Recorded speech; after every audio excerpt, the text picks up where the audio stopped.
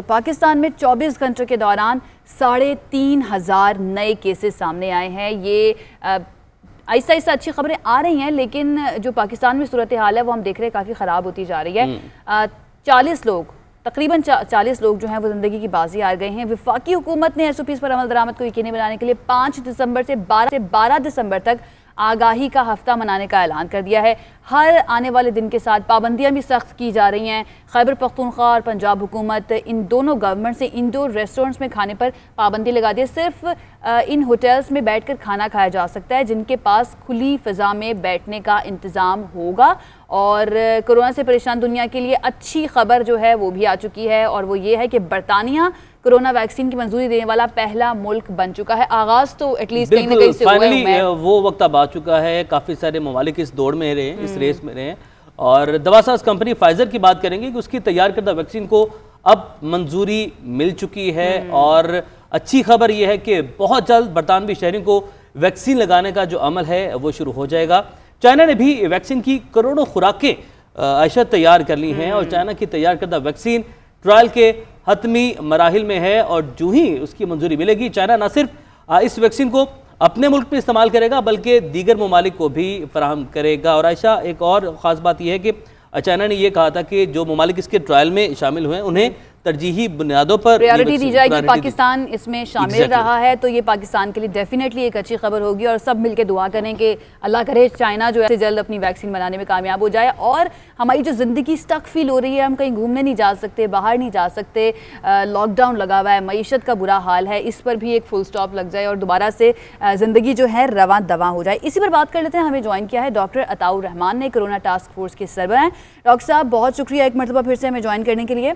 Doctor साहब, corona vaccine की मंजूरी देने वाला बरतानिया पहला मुल्क बन गया है, जबकि चाइना की बात की जाए तो उसकी भी तकरीबन वैक्सीन तैयार है। ये बताइएगा कि कोरोना के शिकंजे में फंसी दुनिया के लिए ये किस कदर अच्छी खबर है?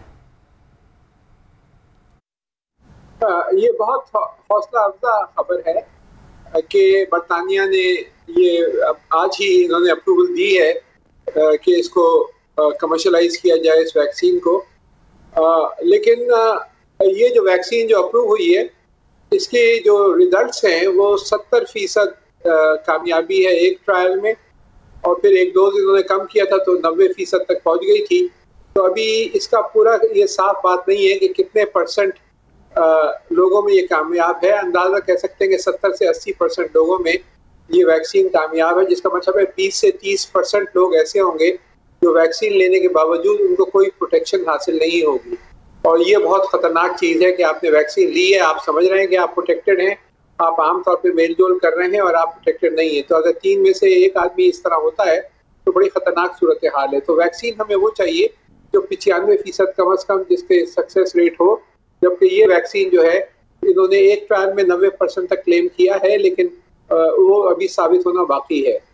दूसरे ये जो वैक्सीन है एस्ट्राजेनेका की, इसके अंदर एक अच्छी बात यह है कि मुनासिब दामों में अवेलेबल है। तकरीबन 3 पाउंड का एक डोज होगा तो तकरीबन 500-600 रुपए के लगभग है।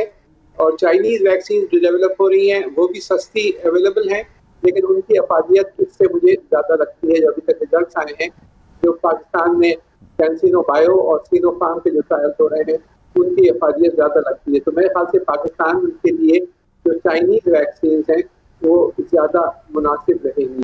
डॉक्टर साहब, आपने चाइना की वैक्सीन की बात की है, तो चाइना ने ऐलान किया था कि जो ममालिक इस वैक्सीन के ट्रायल में शामिल हैं उनको तरजीही बुनियादों पर वैक्सीन दी जाएगी। तो पाकिस्तान को कब तक ये वैक्सीन मिल सकती है? मेरे ख्याल से क्योंकि हम ट्रायल्स कर रहे हैं और 2 ट्रायल इस वक्त जारी हैं, कैंसिनो बायो के NIH के थ्रू और एक सिनोफार्म के कराची यूनिवर्सिटी में international centre for chemical and biological sciences के साथ। तो ये दोनों वैक्सीन जो हैं इनकी परफॉर्मेंस बहुत अच्छी लग रही है, और अगर ये लार्ज स्केल मैन्युफैक्चर करते हैं तो बहुत जल्द ये वैक्सीन के कम अज़ कम कुछ बैचेस मिलने शुरू हो जाएंगे। इस पैमाने पे तो मैं नहीं समझता कि मिलेंगे कि आपके 22 करोड़ अफराद में से कोई 10 या 15 करोड़ भी आप कवर कर सकें। उसके लिए मेरे ख्याल से आपको कम अज़ कम 4-6 महीने इंतज़ार करने पड़ेंगे कि लार्ज स्केल प्रोडक्शन होके, क्योंकि बहुत सारी डिमांड जो है दुनिया के मुख्तलिफ ममालिक से होगी। और चाइना जो है क्लिनिकल ट्रायल्स भी कई ममालिक में कर रहा है, लेकिन जैसे आपने फरमाया है बिल्कुल सही है कि उन्होंने ये कहा है कि वो तरजीही बुनियाद पे बुनियादों पे उन ममालिक को देंगे जिनके साथ वो क्लिनिकल ट्रायल्स कर रहे हैं, और पाकिस्तान खुशकिस्मती से उन ममालिक में शामिल है। अच्छा डॉक्टर साहब, हमने देखा है कि भारत समेत दुनिया के दीगर ममालिक फाइजर से एडवांस में अपनी वैक्सीन फराहम करने के मुआहदे कर चुके हैं। पाकिस्तानी हुकूमत ने फंड्स तो मुख्तस कर दिए हैं, लेकिन क्या किसी से कोई मुआहिदा भी हो पाया है? क्योंकि अमेरिका से बात की थी तो अमेरिका ने इनकार कर दिया था। किसी और मुल्क से कोई बातचीत हुई है वैक्सीन की फराहमी के लिए, चाइना के अलावा? पाकिस्तान का चाइना से पहले ही मुआहदे हो गए हैं, 2 मुआहदे हो चुके हैं। ये चाइनीज वैक्सीन जिसका मैंने अभी जिक्र किया और ये पाकिस्तान पे बड़े पैमाने पे मिल जाएगी।